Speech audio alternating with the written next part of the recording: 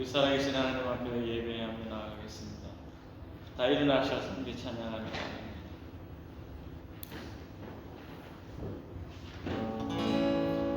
우리 보좌 앞에 모였네. 함께 주를 찬양하며 하나님의 사랑 그 아들 주셨네. 그의 피로 우리 구원받았네.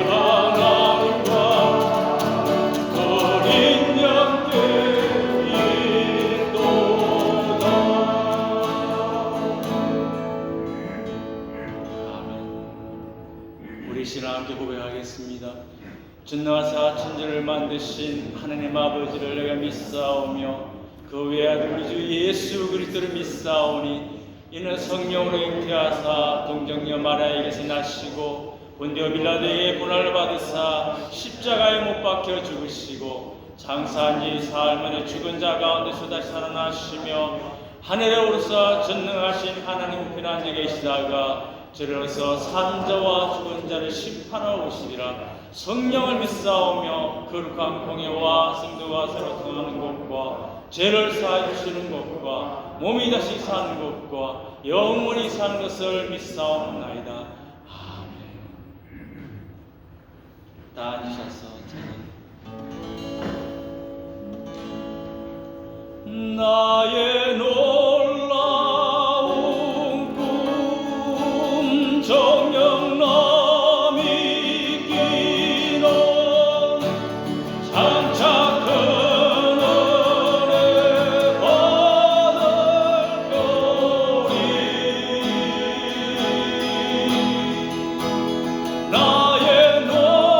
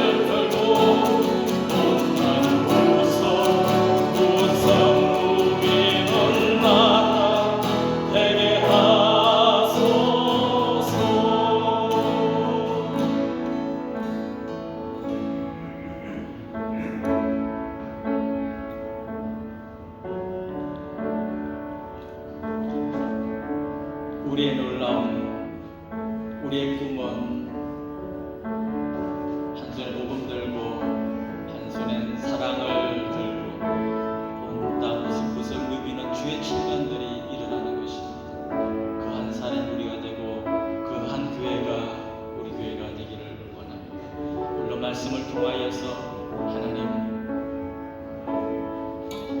이 한 손에 복음을 들고 한 손에 사랑을 들고 외치는 믿음의 사람, 그 한 사람이 우리가 되도록, 우리 교회가 되도록 은혜 허락하여 주시옵소서 하고 말씀을 사모하며 함께 기도하도록 하겠습니다. 오 살아계신 하나님 아버지, 우리 믿음의 가족들이 주의 보좌 앞으로 나와왔습니다. 함께 하나님을 찬양하며 그의 피로 말미암아 구원을 얻은 저희들을 구원을 해주신 하나님의 사랑을 우리 손을 높이 들고 찬양하며 나아갑니다. 오 하나님, 아버지를 잘 삼아주시고 십자가의 은혜를 베풀으신 하나님 감사합니다. 이제 하나님 그리스도 안에서 꿈꾸는 사람들이 하셨사오니 오 하나님 이 땅이 하나님의 나라가 되기를 원합니다. 아버지여, 어렵고 험악한 이 시대에 우리의 손에 복음을 들고 우리의 입술에 우리의 삶의 사랑을 들고 나아가서 외치는 사람 되기 원하옵니다. 오늘 하나님 이 예배를 하나님 불러 영광 받으시고 하나님이 기뻐하신 우리에게 내려주셔서 성령의 충만한 사람으로 열정적인 사람으로 어떤 어려움에도 보이지 않는 믿음의 사람으로 저희가 서로 원해왔고요. 주시옵소서. 우리는 나약합니다. 여러 작은 일에도 하나님 아파하고 힘들어합니다. 그럼에도 불구하고 하나님 의자에 나와서 이제 왜 말씀을 통해 저희를 강건케 하시고 말씀을 말미암아 저희를 포장시켜 주시면서 하나님의 기회에 쓰임받은 믿음의 사랑을 통한 시간 주시옵소서.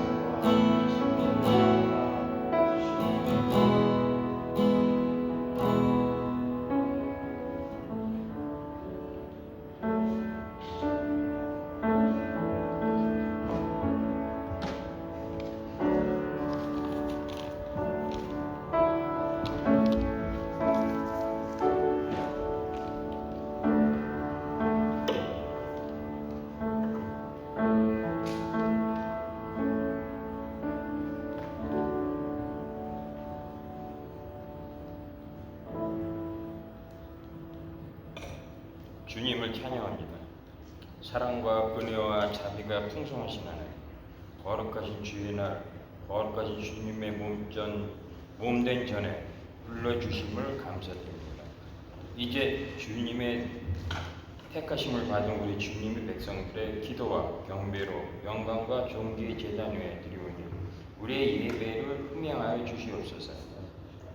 주님의 놀라우신 은혜 가운데 예수 그리스도의 이름으로 모인 우리들의 머리 위에 성령의 기름 부으심을 통하여 하나 되게 하시며 간구하며 공백하는 모든 심령들 머리 위에 신령한 기쁨과 즐거움을 더하여 주시옵소서. 지금 이 순간 말씀을 전해주시는 목사님 말씀 위에 성령의 새롭게 됨과 마음이 강건하게 세워지는 놀라운 은혜가 성도들의 가족과 각 가정의 머리 위에 차고 넘치게 하여 주시옵소서. 지금 온 세상에 코로나19로 힘들어하며 각 나라가 제각기 힘을 자랑하며 서로 핍박하며 다툼이 있어요. 주님께서 임재하시어 이들의 다툼이 있는 곳에 주님의 주제가 있기를 바랍니다. 오늘도 이 예배를 위하여 헌신하신 교회의 각 재직들과 섬기는 손길들을 기억하시고 섬기는 손길마다 주께서 예비하신 축복을 더하여 주시오며 믿는 자들의 권세가 넘치게 하여 주시옵기를 바라오며 이 모든 말씀 살아계신 예수 그리스도의 이름으로 기도드리옵나이다. 아멘.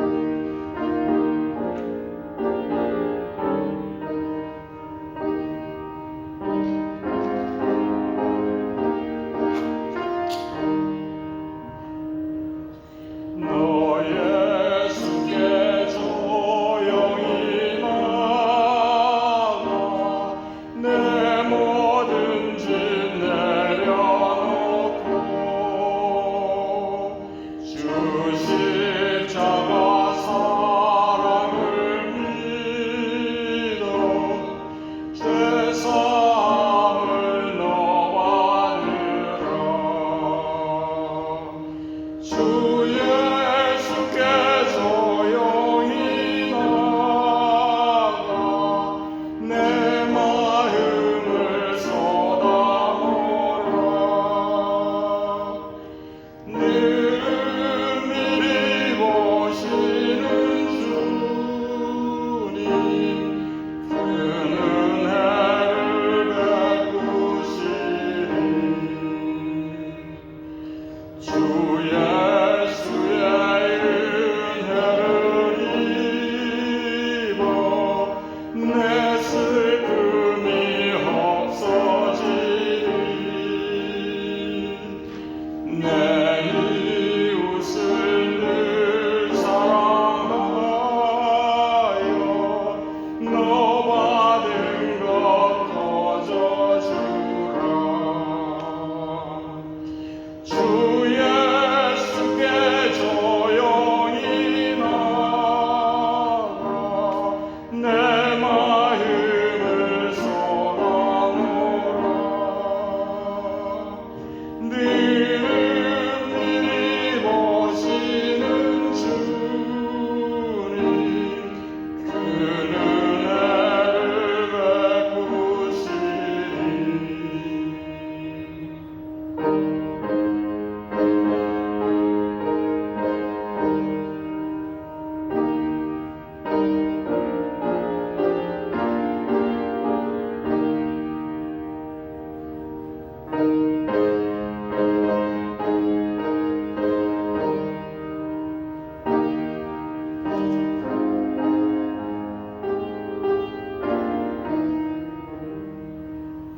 주 예수를 친구로 삼아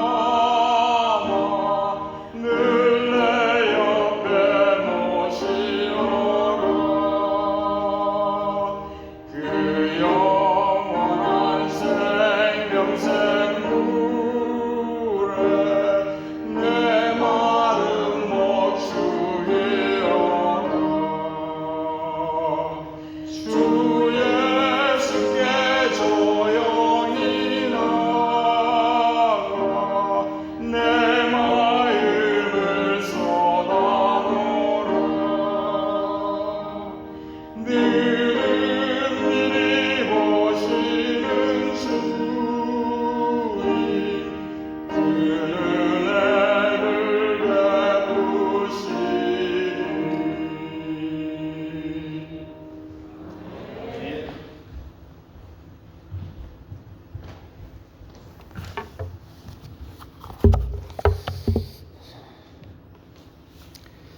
존귀하신 하나님, 오늘도 우리가 하나님을 예배할 수 있고 하나님의 말씀을 듣고 하나님을 찬송하고 경배할 수 있는 귀한 시간을 우리에게 허락해 주셔서 감사합니다.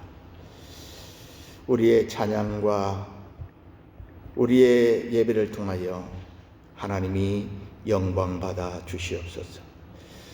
찬양을 드린 우리 이선한 장로님 네 분을 하나님께서 복 주시기를 원합니다. 하나님, 두 분의 삶 가운데 지금까지도 하나님이 함께 하셨고 도와주신 것처럼 남은 이 땅의 삶을 살아가는데도 하나님 보시기에 복되고 아름다운 인생을 살아갈 수 있도록 도와주시기를 원합니다. 하나님이 부르시는 그날까지 강건하게 하시고 또 늘 하나님을 사모하게 하시고 하나님의 나라를 간절히 바라보는 그런 믿음으로 살게 해 주시기를 원합니다. 코로나로 인하여 하나님 많은 수입에 어려움들이 있고 또 세탁소를 운영하기에 참 어려운 시기를 지나고 있습니다. 하나님 불쌍히 여기시고 도와주시기를 원합니다.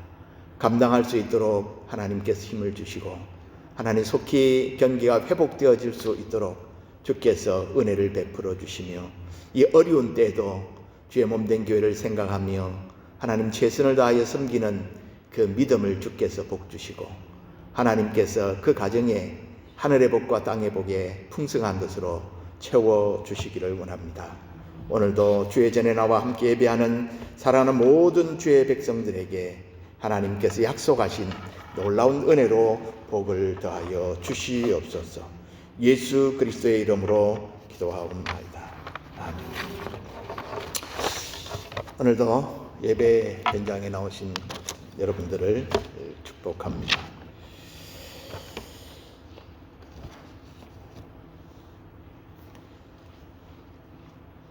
우리가 살아가는 이 세상이 우리가 예측하고 우리가 기대하는 대로 다 되어지지 않을지라도 하나님의 계획과 하나님의 뜻이 반드시 이루어진다고 우리는 믿습니다. 그래서 하나님께서 도우시는 하나님의 도우심이 오늘 우리의 힘이고 우리의 능력이라고 믿습니다.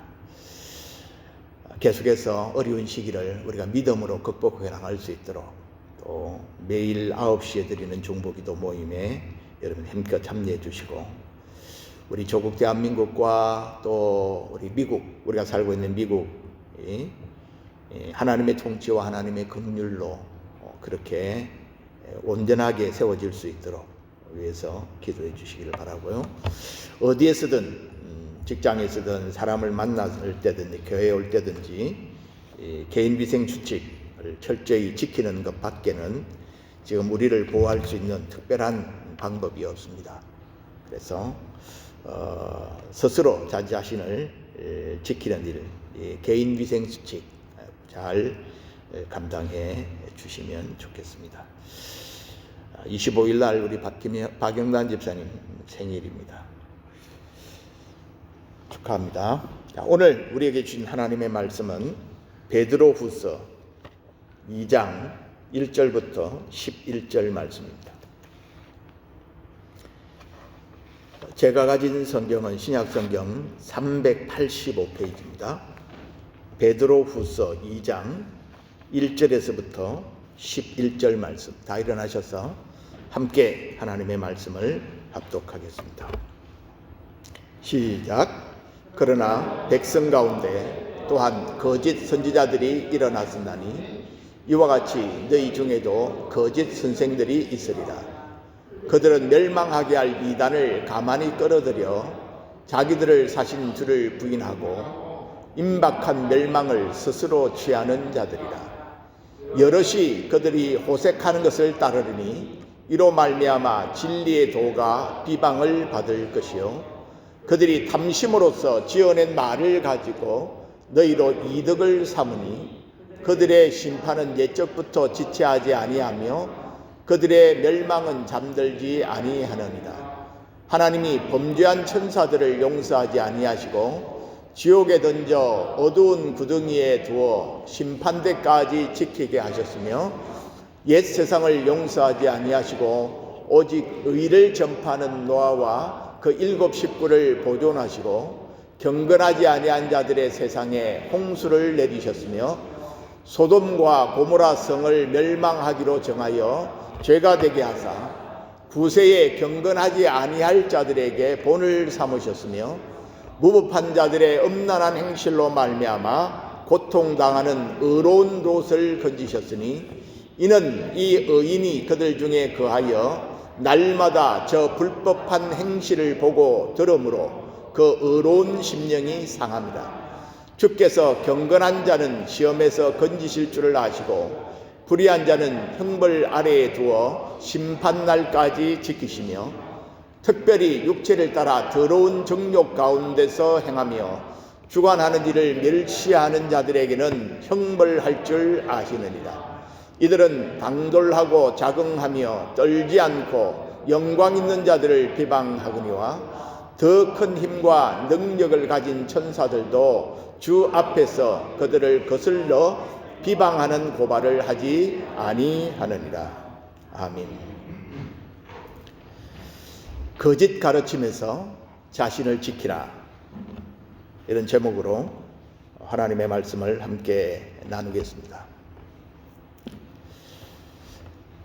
우리가 살고 있는 이 현대는 모든 사람들이 동의하는 절대적인 가치나 표준이 점점 무너지고 있습니다. 지난 주간에 한국에서 두 번의 장례가 치러졌습니다. 한 분은 최장수 서울시장을 시장을 지내는 중에 갑작스럽게 죽음을 맞이한, 그 장례를 놓고 서울시장으로 할 수 있느냐 없느냐를 가지고 국론이 두 개로 나누어졌던 것을 기억합니다. 또 한 분은 100세로 세상을 떠난 6.25 전쟁으로부터 우리나라를 구했던 전쟁의 영웅이라고 한편에서는 이야기하고, 한편에서는 만주국 간도 특설 때에 독립군을 토벌했던 친일파라고 해서 백선엽 장군의 묘지를 현충원에 안장할 수 있느냐 없느냐 하는 것을 가지고 국론이 두 개로 나누어진 것을 보았습니다. 과거 같으면 웬만하면 장례 문제에서는 좀 서로가 양보하고 또 용납할 수 있을 것 같은데 전혀 그렇지 않고 두 의견들이 팽팽하게 나누어진 것을 볼 수 있었습니다. 그러니까 보편적인 가치, 인륜이라는 말로 결정되어지던 그런 시대가 지금은 아니라고 하는 것이죠. 이러한 현상은 교회 안에도 그대로 흘러들어옵니다. 그래서 교회 안에도 절대적인 기준과 판단의 근거가 점점 무너지고 있습니다. 이러한 틈새를 치고 들어와서 자기 마음대로 가르치는 사람들이 생겨나기 시작했고, 또 자기가 믿고 싶은 대로 믿는 사람들이 늘어나고 있습니다. 그러므로 오늘 이 시대는 영적인 분별력이 그 어느 때보다도 필요한 시기라고 말할 수 있습니다. 제가 생각할 때에 성경 중에 오늘 우리가 읽은 베드로후서 2장이 저는 가장 무서운 장이다, 그렇게 생각합니다. 왜냐하면 멸망과 심판에 대하여 아주 강하게 말하고 있기 때문입니다. 1절에도 보면 멸망 두 번 나오고, 3절에 보면 멸망이라는 단어와 심판이라는 단어가 나오고, 4절에도 심판, 5절에도 홍수, 6절에도 멸망, 9절에도 심판, 10절에도 형벌, 12절에 멸망 두 번, 14절에 저주의 자식, 19절에도 멸망이라는 단어가 연속해서 나옵니다. 이것은 확실하게 하나님의 심판이 있음을 강조하고 있는 내용입니다. 지금 베드로는 자신이 이 세상을 떠날 때가 가까이 왔다는 것을 잘 알고 있습니다.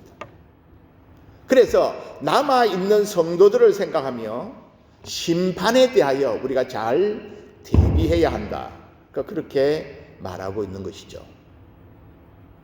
성경은 그리스도인으로서 우리가 이 세상에 살아가는 것을 가르쳐서 영적인 전투라고 표현을 했습니다. 한편은 하나님과 하나님의 군대이고, 다른 한편은 사단과 사단의 군대입니다. 그래서 하나님의 군대와 사단의 군대가 싸우는 전쟁터가 이 세상이다 라고 표현을 하죠. 그런데 사실 안타까운 것은 아군과 적을 잘 구분하지 못하고 같은 편끼리 싸우는 일들이 얼마나 많은지 모릅니다. 교회 안에서 교인과 교인들끼리 서로 싸움으로 수많은 에너지를 낭비하는 일들이 얼마나 많은지 모릅니다. 이것 또한 사단의 이간질 계책에 썩는 것이죠.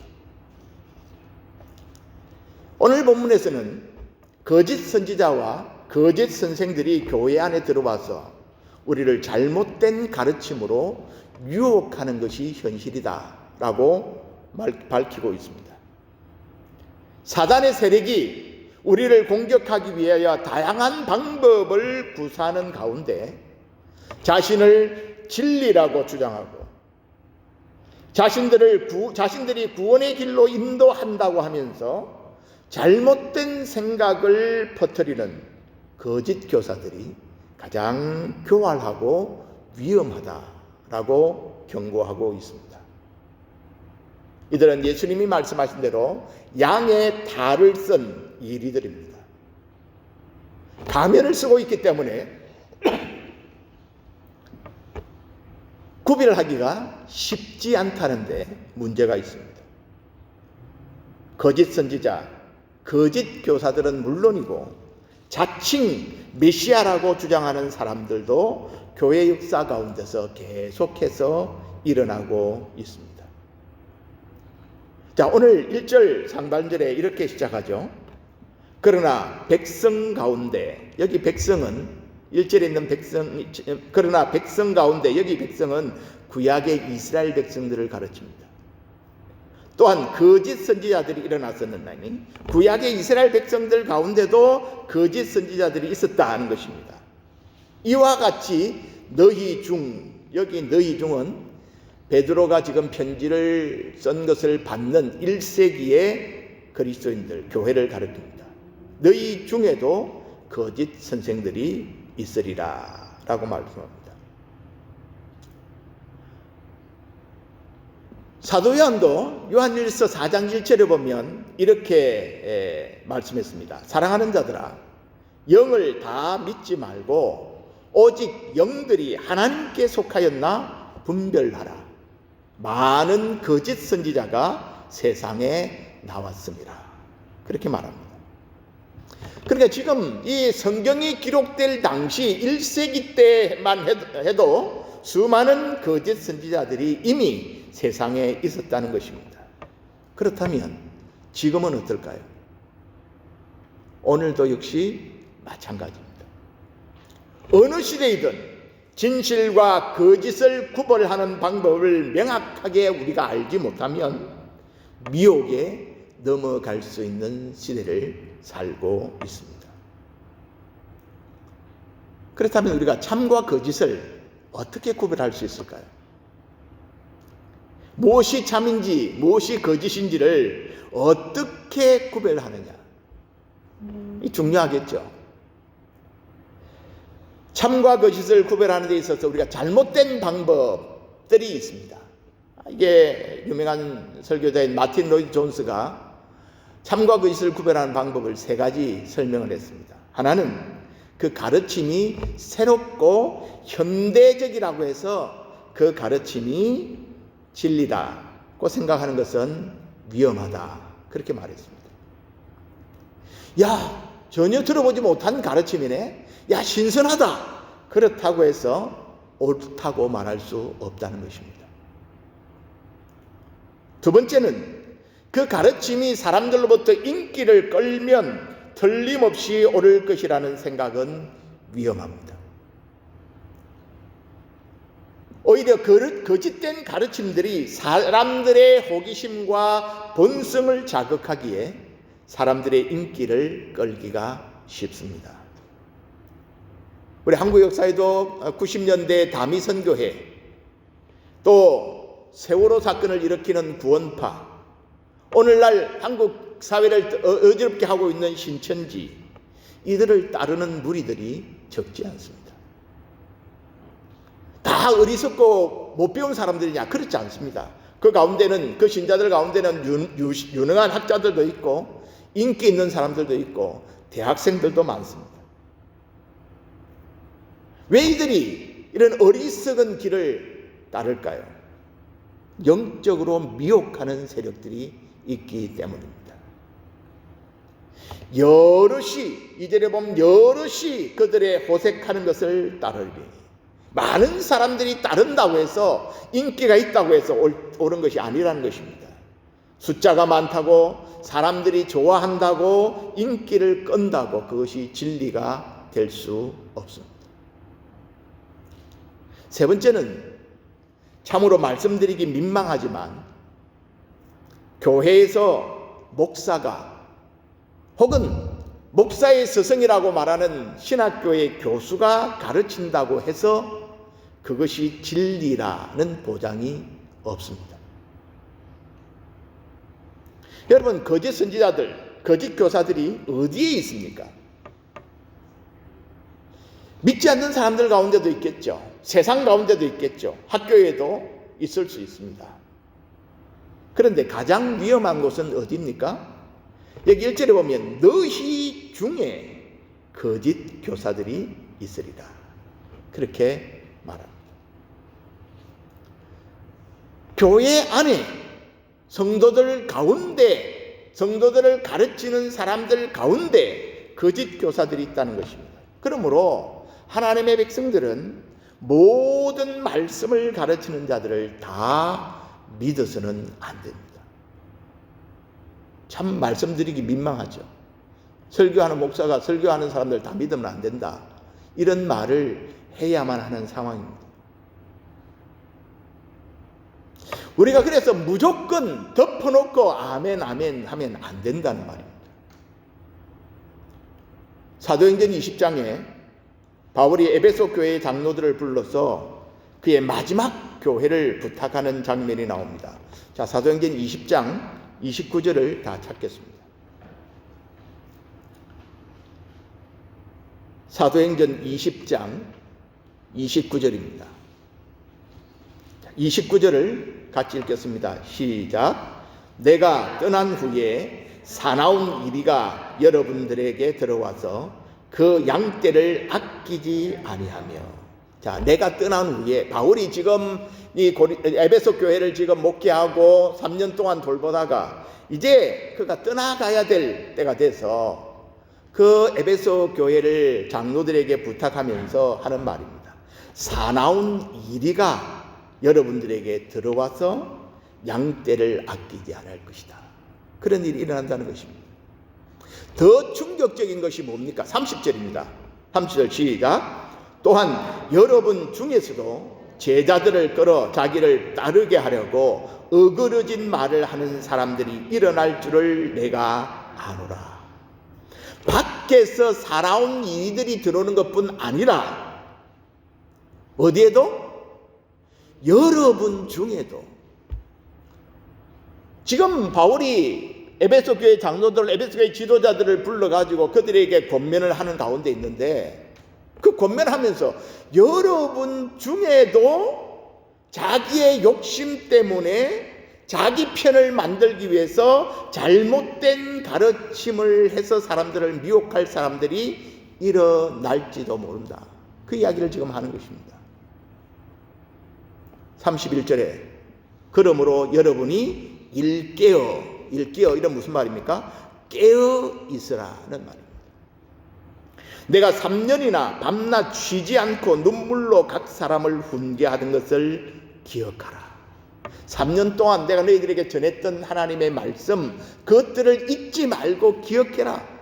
그 말씀을 가지고 잘못된 사나운 이리들이나 여러분 중에서 잘못된 말을 전하는 사람들이 있을 때 옳고 그름을 분별할 수 있도록 깨어 있으라.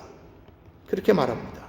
그래서 32절에 시작. 지금 내가 여러분을 주와 및 그 은혜의 말씀에 부탁하노니 그 말씀이 여러분을 능히 든든히 세우사 거룩하게 하심을 입은 모든 자 가운데 기업이 있게 하시리라. 주와 그 은혜의 말씀에 부탁한다. 그 말합니다. 여러분에게 부탁합니다. 여러분들은 예수를 믿을 때, 교회 생활을 하실 때 베레아 사람들처럼 믿으시기를 권면합니다. 베레아 사람들이 어떻게 믿었습니까? 사도행전 17장 11절에 보면 베레아에 있는 사람들은 데살로니가에 있는 사람들보다 더 너그러워서 간절한 마음으로 말씀을 받고, 말씀을 받을 때 간절한 마음으로 말씀을 받습니다. 받고 이것이 그러한가 하여 날마다 성경을 상고했다고 말합니다.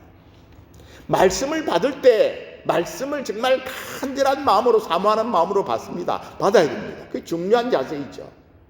그런데 그 말씀을 받고 정말 이 말씀이 하나님의 말씀이 맞는가를 성경을 통해서 늘 확인하고 그 성경을 통해서 그것을 살폈다는 것이죠. 여러분, 제가 늘 말씀드리는 것처럼 덮어놓고 믿으면 안 되고 그 가르침이 바른가를 우리는 언제나 살펴야 합니다. 참인지 거짓인지를 우리가 무엇으로 구별해야 합니까? 그것을 성경으로 확인해야 합니다. 성경이 기준입니다. 성경이 잣대입니다. 그렇다면 교회 안에 들어온 거짓 교사들의 특징은 어떤 것일까요?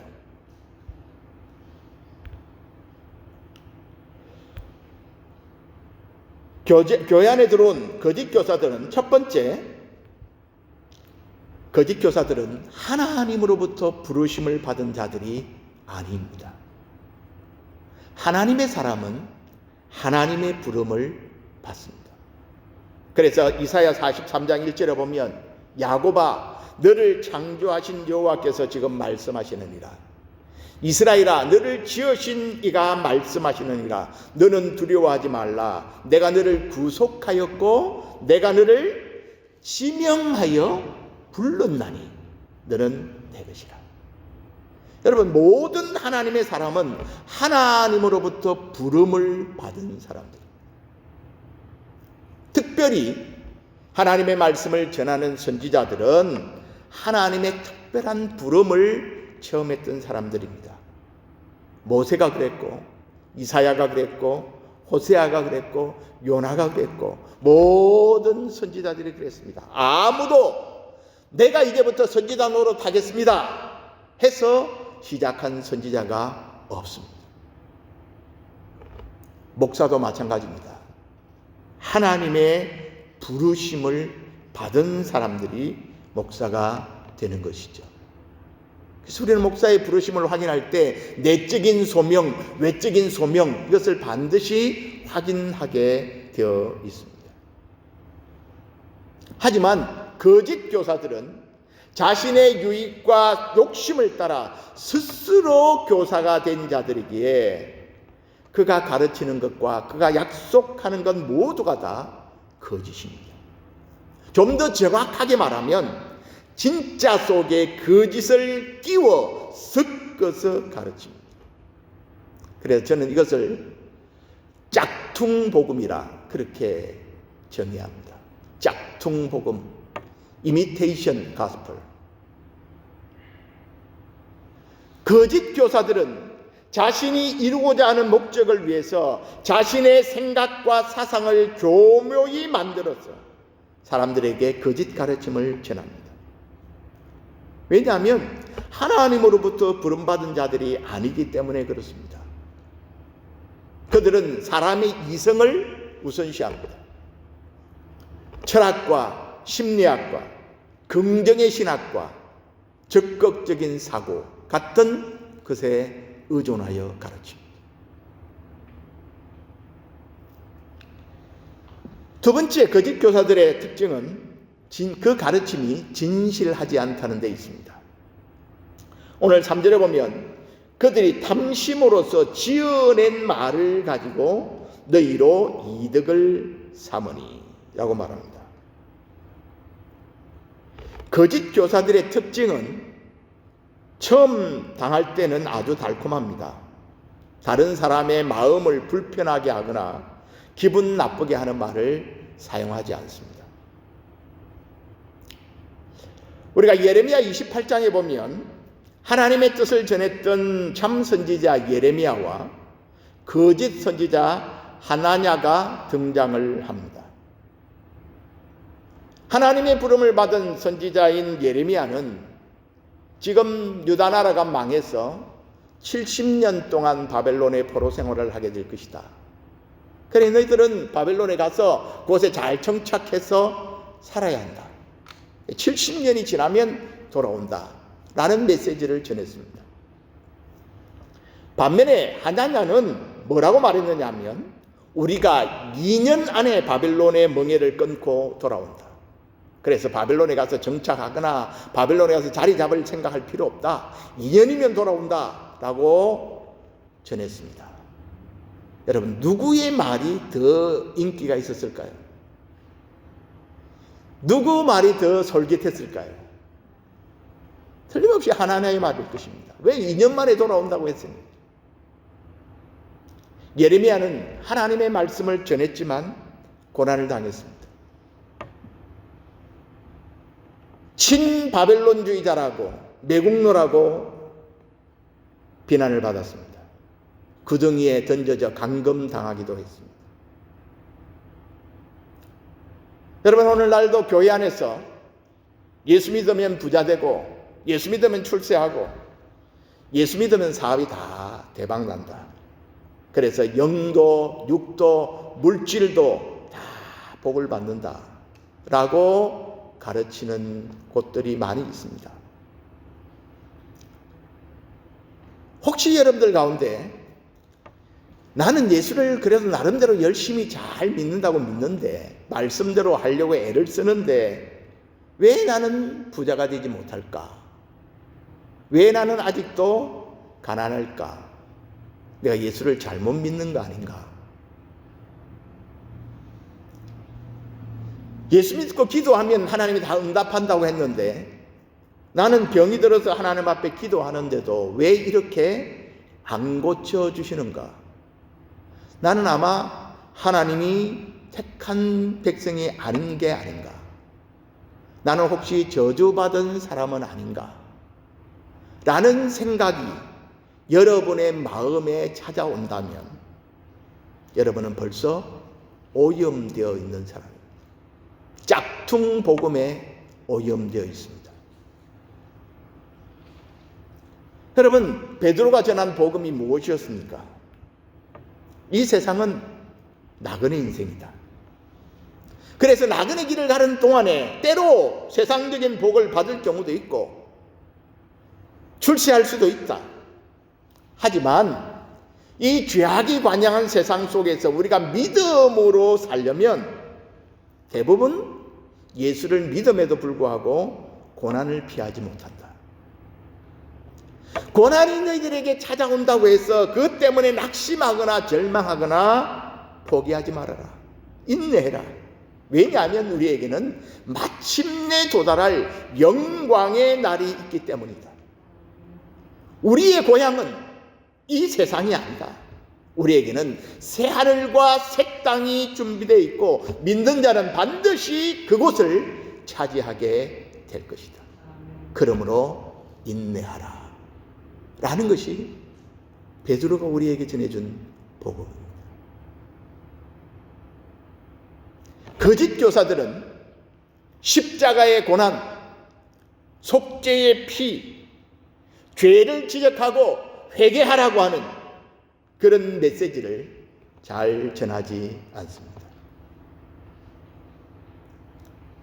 예수 그렇게 믿으면 안 된다고 지적하는 것을 잘 하지 않습니다.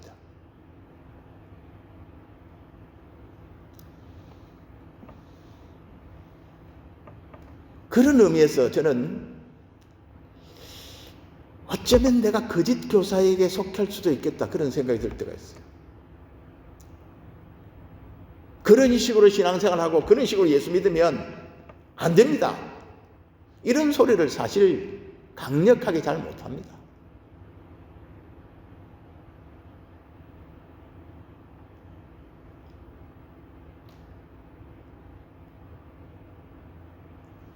A.W. 토즈 목사님이 그래서 이 거짓 교사들이 전하는 회개를 촉구하지 않는 이런 메시지를 솜사탕 복음이라고 말했습니다.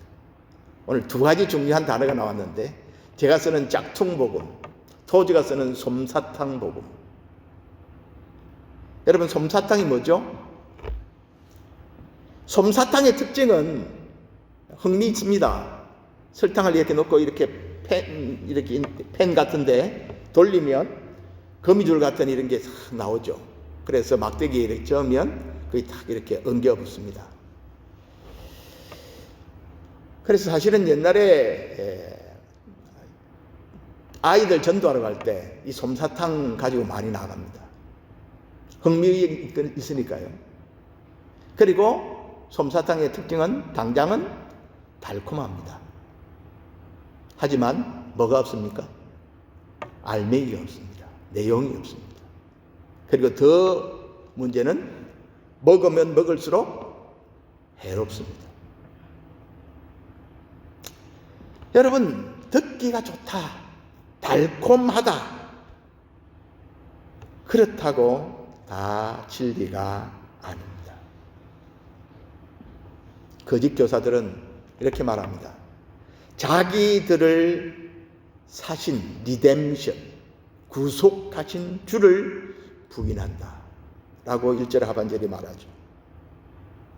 그들의 가르침에 예수 그리스도의 대속으로 인하여 얻는 구원을 강조하지 않습니다. 그리스도가 우리의 주인됨을 말하지 않습니다. 예수님의 인성을 부인하거나 또 예수님의 신성을 부인합니다. 인간이 하나님께로 갈 수 있는 유일한 방법이 예수 그리스도의 대속의 죽으심을 믿는 것이라는 진리를 부인합니다. 구원의 길에 여러 방법이 있다, 그렇게 주장합니다. 그들의 가르침은 진실하지 않습니다. 또 한 가지 거짓 교사들의 특징은 입으로는 달콤한 말을 하지만 그들의 삶이 전혀 그들의 말을 증명하지 않습니다. 이제라도 보면 여럿이 그들의 호색하는 것을 따른다. 호색, 음란, 음탕, 그런 뜻이죠. 자기들뿐 아니라 다른 사람들도 그렇게 방탕한 길로 이끌어갑니다. 거짓 가르침은 언제나 거짓 생활이 드러나게 마련이죠. 잠시 속일 수는 있지만 열매가 말해주기 때문에 그렇습니다. 그래서 예수님께서 뭐라고 말씀했습니까? 거짓 선지자들은 열매로 그들의 정체를 알게 될 것이다 라고 말씀했습니다. 그들이 그럴듯한 말을 하고 달콤한 말을 하고 듣기 좋은 말을 하고 인기 있는 말을 할지라도 그들의 삶의 행함과 결과가 성령의 열매를 맺고 있는지 아니면 탐욕과 방탕과 죄의 열매를 맺고 있는지를 면밀히 살피고 주의하라는 것입니다. 많은 거짓 교사들은 성도들이 옳고 그름을 판단하지 못하도록 아예 판단력을 마비시켜 놓고 무조건 충성을 강요하는 경우들이 많습니다. 그래서 사람들이 무조건 자기의 말에 무조건 아멘 아멘 하게 만들어 놓고 결국은 자기의 탐욕을 채우는 악한 일을 하는 자들이 거짓 교사들입니다. 성경은 경고합니다. 주님이 다시 오실 때가 가까우면 가까울수록 성도와 세상 사람들을 유혹하는 거짓 선지자들과 거짓 교사들의 활동이 훨씬 더 심해질 것이라고 말입니다. 그러므로 여러분, 우리는 참과 거짓을 분별할 수 있어야 합니다. 사랑하는 여러분, 여러분은 무엇을 옳고 그름의 판단 기준으로 삼고 있습니까? 무엇을 근거로 해서 예, 아니요를 결정하십니까? 정치평론가들의 비평입니까? 대통령이 아침마다 내보내는 트윗입니까? 철학이고 심리학이고 언론의 주장입니까? 아니면 여러분의 경험입니까? 물론 우리가 이런 것들을 참고할 수는 있겠죠. 그러나 이런 것들은 다 변합니다. 앞에 말과 뒤에 말을 똑같은 사람이 앞에 한 말과 뒤에 말을 따져보면 모순되는 말을 할 때가 너무 많습니다. 변하는 것에 우리의 기준을 삼아서는 안 됩니다.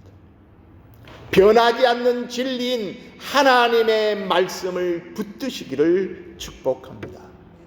하나님의 말씀이 캐논, 기준이고 하나님의 말씀이 잣대입니다. 여러분, 늘 자신을 점검하십시오. 어떻게 점검합니까? 나에게 있어서 예수 그리스도가 누구인가? 예수 그리스도가 내 삶의 구원자이시고 내 인생의 주인인가? 그래서 내가 전적으로 지금 예수 그리스도를 신뢰하고 그분을 쫓아가고 있는가? 라는 것을 늘 스스로 점검하십시오. 우리가 이 두 기준에서 흔들린다면, 우리가 성경을 표준잣대로 삼는 것, 예수 그리스도가 주요 구원자라는 이 확신, 이것이 흔들리면 우리는 지금 가짜를 쫓고 있는 것입니다.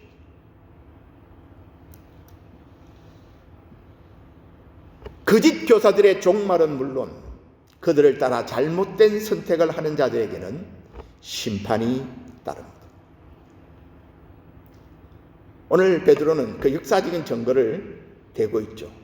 세 가지 증거를 여기서 대고 있습니다. 4절에 보면 범죄한 천사들입니다. 범죄한 천사들이 지옥에 던져 심판대까지 가두어 두신다고 말합니다.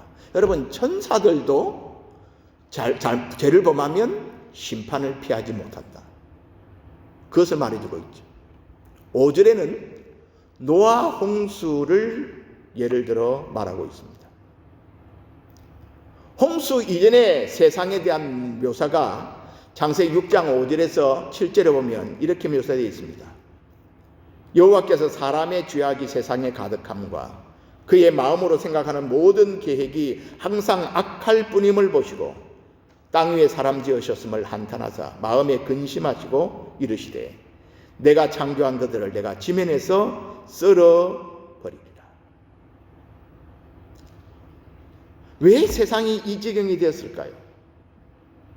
그것은 당시의 사람들이 하나님의 가르침을 무시하고 하나님께 등을 돌렸기 때문입니다. 먹고 마시고 시집가고 장가하는 이 세상 일에만 온전히 마음이 빼앗겼기 때문입니다. 하나님은 하나님을 대적하는 경건하지 아니하는 자들을 홍수로 심판하셨습니다. 세 번째 증거는 6절입니다. 소돔과 고모라의 성을 멸망하기로 정하여 죄가 되게 하사 구세에 경건하지 아니할 자들에게 본을 삼으셨다라고 말합니다. 소돔 고모라 이야기 우리 창세기 18장 19절에 잘 나타나 있습니다. 그 도시의 도덕적인 오염과 부패함을 잘 지적하고 있습니다. 왜 그렇게 되었습니까? 그들이 하나님을 저버렸기 때문입니다. 하나님의 법을 떠나서 자신의 욕망과 육체의 본성을 따라 살았기 때문입니다. 여러분, 이스라엘 역사에서 도덕적으로 타락한 시기를 찾아보십시오. 그들이 하나님을 멀리하고 하나님의 가르침에서 멀어졌을 때 그들은 언제나 타락을 경험할 수밖에 없었습니다. 사랑하는 여러분, 우리가 순수한 복음, 예수 그리스도의 대속을 통한 구원, 그리고 주님의 교훈과 삶의 가르침에서 벗어나면 우리가 똑같은 결과를 초래하게 된다는 것을 명심해야 합니다. 거짓 교훈을 따르는 자들은 멸망을 피하지 못합니다. 여러분, 하나님의 심판을 가볍게 여기지 말라고 베드로가 경고하고 있습니다. 멸망이 그냥 협박하기 위한 공갈이 아니라는 것입니다. 하나님을 대적하고 복음을 왜곡시키고 사람들을 미혹하여 악에 빠지게 하는 거짓 교사들을 하나님은 반드시 심판하십니다. 그들은 멸망을 피하지 못합니다. 그래서 9절에도 보면 주께서 경건한 자는 시험에서 건지실 줄 아시고 불의한 자는 형벌 가운데 두어 심판날까지 지키신다 라고 말했죠. 불의한 자들은 하나님의 심판을 피하지 못합니다. 그러나 여러분, 심판 가운데도 우리가 잊지 말아야 할 사실은 하나님은 멸망시키는 것이 목적이 아니라 구원을 목적으로 한다는 사실입니다.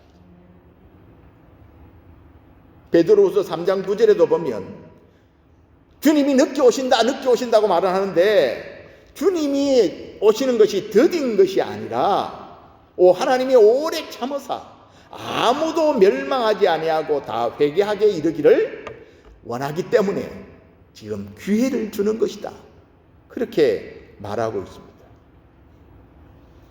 하나님은 노아 시대의 심판에서도 오직 의를 전파하는 노아와 그 7 식구를 어떻게 했다고요? 보존하셨다고 말합니다. 소돔 고모라의 멸망에서도 무법한 자들의 음란한 행실로 말미암아 고통당하는 의로운 롯을 건지셨다라고 말합니다. 심판 가운데도 건지실 자를 구원하십니다. 우리는 여기에 주목해야 합니다.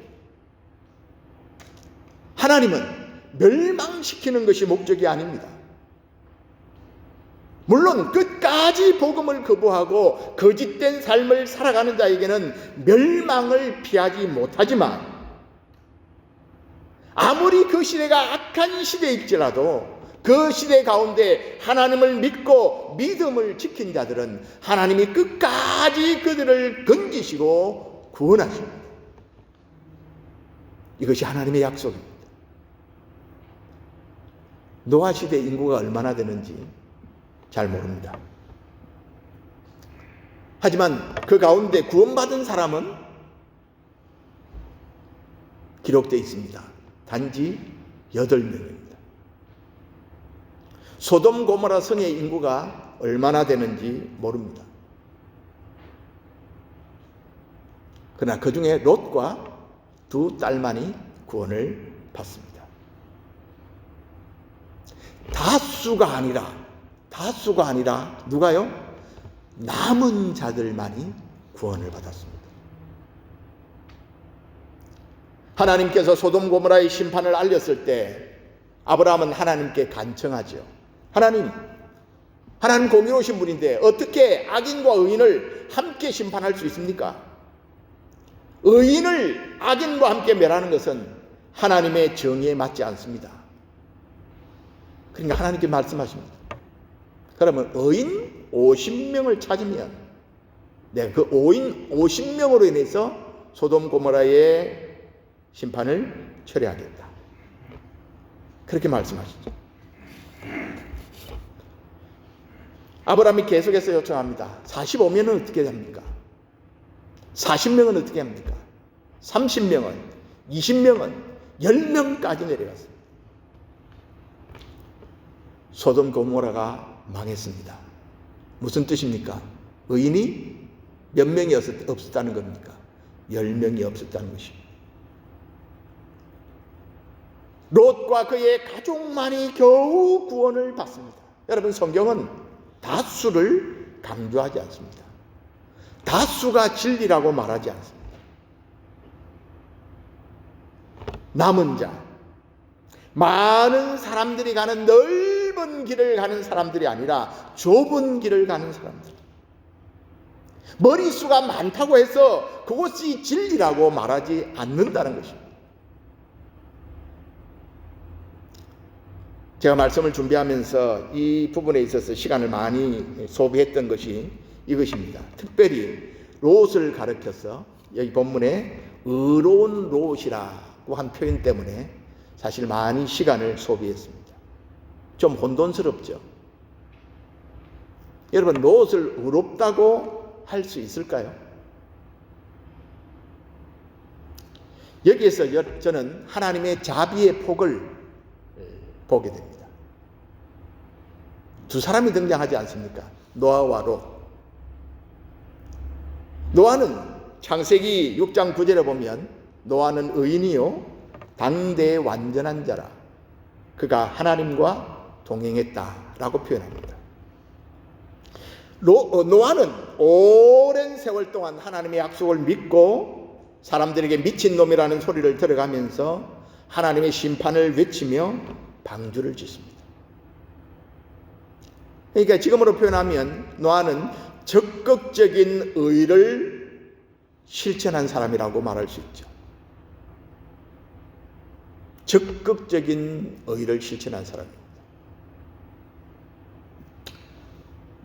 롯은 의로운 사람이라고 하는데 고개가 좀 갸우뚱합니다.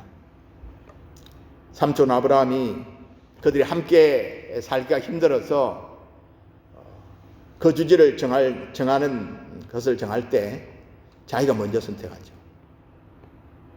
그리고 영적인 안목이 없었습니다. 그냥 눈에 보이는 대로 저것이 땅이 좋다, 비옥하다, 자기 유익에 따라 살기 좋은 기름진 땅을 먼저 선택합니다. 어떤 면에서는 처세에 밝은 사람이죠. 그런데 오늘 베드로는 7절과 8절에 이 롯을 악한 일에 동참하지 않은 사람이라고 설명합니다. 그 소돔 고모라서 수많은 사람들이 죄를 범하고 동승애를 행하고 악을 행하는 그런 상황 속에서 갈등을 많이 겪고 유혹을 받기도 했습니다. 하지만 그러나 그곳에서 그들과 타협하거나 그들에게 동참하지 않았다라고 말합니다. 롯은 우리가 생각할 때 적극적인 변역자로서의 삶을 살지는 못한 것 같습니다. 하지만 그들과 동행하거나 타협하지 않고 그래도 영적인 갈등을 겪으면서 고통 가운데 살았습니다. 예수 믿는 내가 이렇게 해도 되나?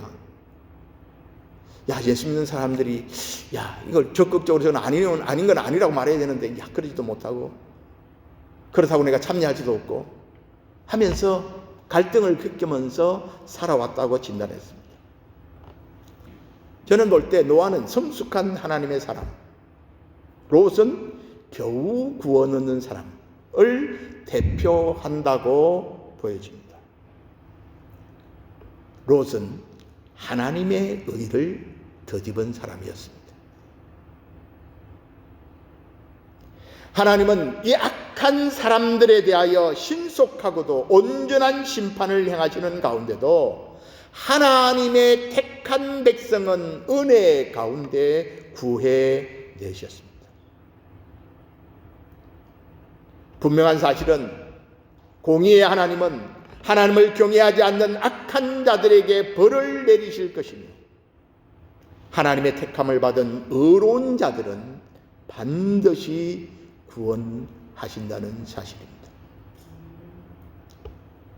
우리는 주님이 다시 오셔서 온 세상을 심판하실 때도 하나님이 노아와 롯을 구원해 내셨듯이 하나님은 하나님을 믿고 의지하는 저와 여러분을 악한 심판으로부터 온전히 우리를 건지실 것을 믿습니다. 아멘. 여러분, 우리가 롯보다 나을까요? 롯보다 나을까? Maybe not. 아마 아닐 것입니다. 여러분, 우리는 우리 가운데 누구도 우리 스스로의 노력과 공로로 구원받을 만한 인생을 살지 못합니다. 하나님의 의를 덧입어야 합니다.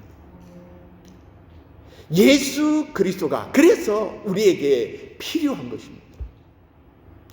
예수 그리스도가 우리를 죄 가운데 우리를 사주셨기 때문에 우리는 의로운 자가 된 것이죠. 그리고 하나님으로부터 의롭다고 인정을 받은 하나님의 백성들은 노아처럼 적극적인 의를 실천하는 세상을 변혁시키는 변혁자로서의 삶을 살아가야 합니다. 그래서 예수님은 너희는 세상의 소금이요 빛이라고 말했지 않습니까? 소금이 그 맛을 잃으면 길에 버려져 사람들에게 짓밟힌다고 말하고 있습니다. 세상 가운데 짓밟리지 않도록, 교회가 세상 가운데 욕먹고 조롱당하지 않도록 우리는 적극적인 의의 실천자로서의 삶을 살기를 힘써야 합니다. 다수가 진리가 아닙니다. 다수가 가는 길이 옳은 길이 아닙니다. 하나님의 심판 중에도 건지실 자를 건지십니다. 예수 그리스도를 믿음으로 얻는 구원의 진리를 붙들고 살아가는 자들을 하나님은 심판 가운데 구원해 내십니다. 사랑하는 여러분, 세상의 지식과 정보로는 옳고 그름을 판단할 수 없습니다. 참과 진리는 하나님의 말씀에 비추어 평가되고 판단해야만 합니다. 짝퉁복음, 솜사탕 복음을 퍼뜨리는 거짓 교사들에게 쏙지 않기 위해서 우리는 계속 말씀이 정말 그러한가를 살피고 묵상하고 배워야 합니다. 많은 사람들이 가는 길이 아닐지라도 예수 그리스도를 유일한 주님이요 구원자로 믿는 참된 복음으로 새하늘과 새 땅을 차지하는 저와 여러분 모두가 될 수 있기를 주님의 이름으로 축복합니다. 아멘. 기도하겠습니다. 세상이 말세의 마지막 때가 되었기에 우리를 혼란하게 하고 미혹하는 악한 세력들이 세상뿐 아니라 교회 안에도 있다고 경고하셨습니다.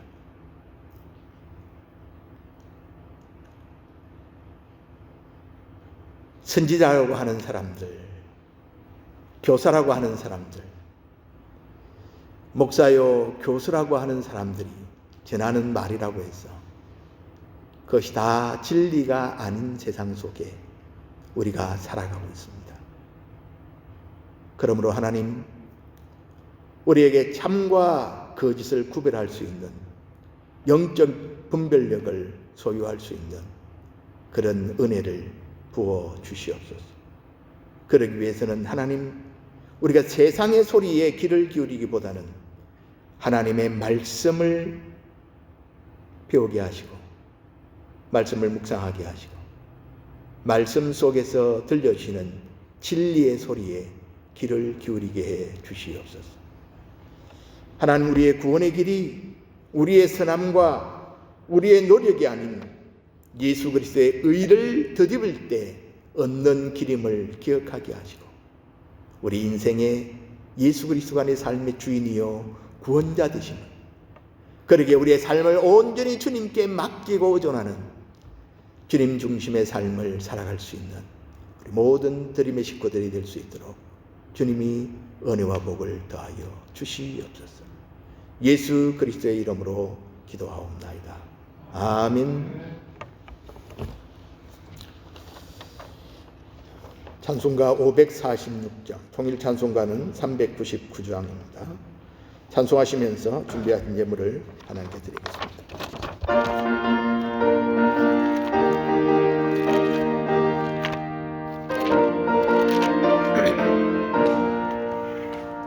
주님 약속하신 말씀 위에서 영원토록 주를 찬송하리라.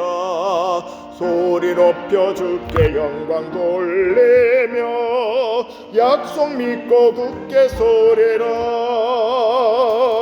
굳게 서리, 영원하신 약속 위에 굳게 서리. 굳게 서리, 그 말씀 위에 굳게 서리라. 주님 약속하신 말씀 위에서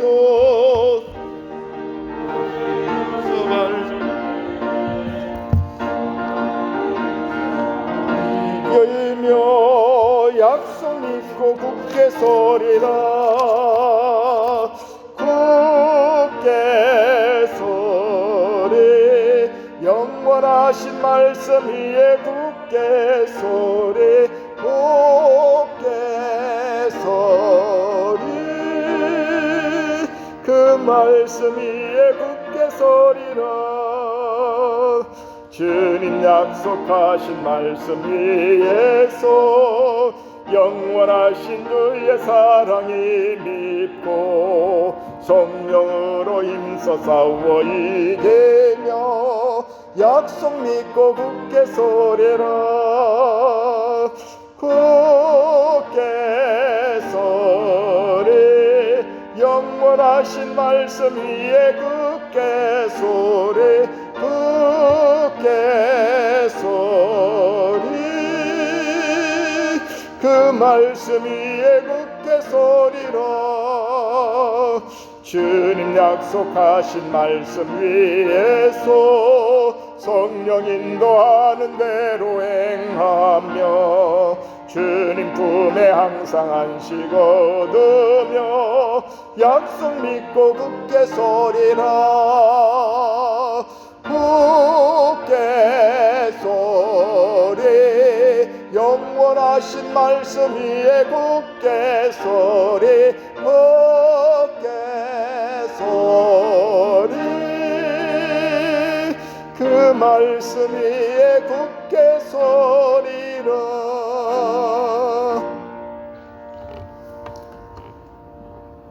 거룩하신 아버지,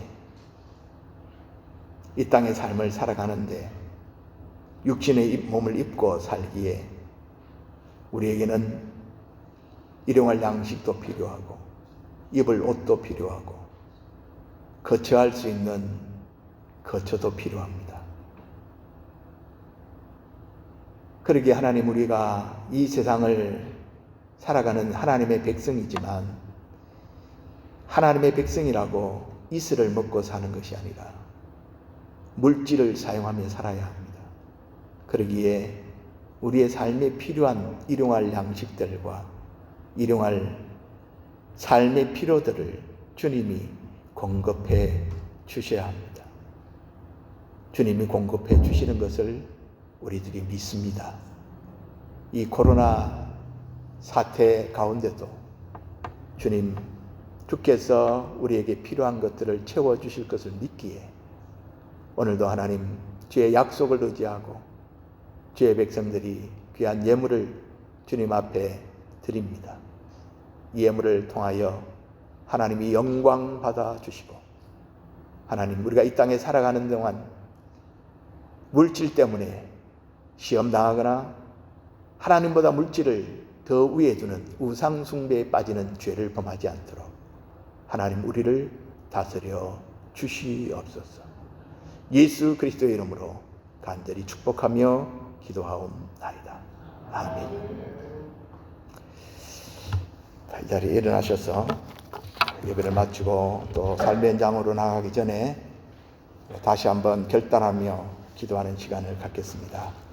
오늘 우리에게 주신 말씀 가운데 하나님, 여러분의 마음속에 들려주신 음성이 있다면 그 말씀을 붙들고 기도하겠습니다. 그리고 또 한 주간 동안 우리의 삶의 현장 속에 나가야 되는데 보이지 않는 바이러스로부터 우리를 지켜주시고 또 우리가 수고하고 일한 것에 대하여 합당한 소득을 얻을 수 있도록 하나님 도와주십시오. 이 자리에 함께하지 못한 우리 믿음의 식구들에게도 하나님 건강을 주시고 강건해져서 다시 주님 앞에 나와 함께 예배할 수 있는 은혜를 허락해 주십시오. 소원을 가지며 우리 함께 동서로 기도하겠습니다.